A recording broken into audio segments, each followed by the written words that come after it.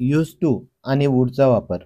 भूतकाळामध्ये एखादी क्रिया नियमितपणे किंवा वारंवार घडत होती हे सांगण्यासाठी यूज टू, वूड किंवा क्रियापदाचे दुसरे रूप यांचा वापर केला जातो.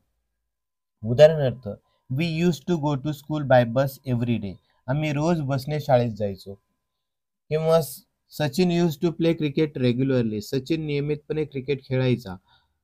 अशा क्रिया भूतकाळामध्ये नियमित घडायच्या, व्हायच्या हे यातून स्पष्ट होते. अशा वाक्यांमध्ये यूज टू त्यानंतर क्रियापदाचे पहिले रूप किंवा वूड आणि त्यानंतर क्रियापदाचे पहिले रूप किंवा क्रियापदाचे दुसरे रूप एकमेकांऐवजी वापरले जाऊ शकते. उदाहरणार्थ, my grandmother use to tell me stories. Use would या वाक्यामध्ये आपल्याला वूडचा वापर करायचा आहे, म्हणून आपण यूज टू ऐवजी वूडचा वापर करू शकतो. My grandmother would tell me stories हे वाक्य त्यानुसार तयार होईल. याच्यामध्ये फक्त आपण यूज टू ऐवजी वूडचा वापर केलेला आहे. दुसरे वाक्य बघा. He would sing whenever he had time.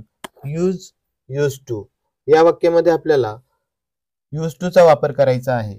म्हणजेच आपण वर दिलेल्या वाक्यामध्ये जे वूड आहे त्याच्याऐवजी यूज टूचा वापर करू शकतो. आणि त्यानुसार he use to sing whenever he had time असे वाक्य तयार होईल. म्हणजेच यूज टू ची रचना करताना वूड ऐवजी यूज टू वापरतात आणि वूडची रचना करताना यूज टू ऐवजी वूड वापरतात. आता दुसऱ्या वेगळ्या प्रकारचे एक उदाहरण पाहूया.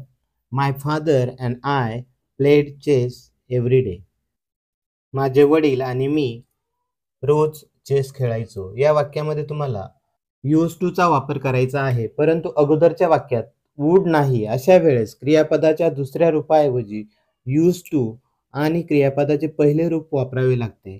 यात प्लेड हे क्रियापदाचे दुसरे रूप आहे, त्याऐवजी यूज टू आणि प्ले हे क्रियापदाचे पहिले रूप वापरावे लागेल. आणि या प्रकारे my father and I use to play chess every day हे वाक्य तयार होईल.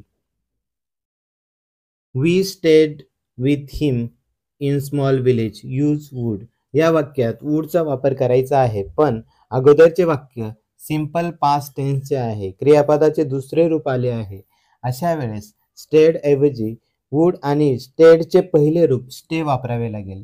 अशा प्रकारे we would stay with him in small village हे वाक्य तयार होईल.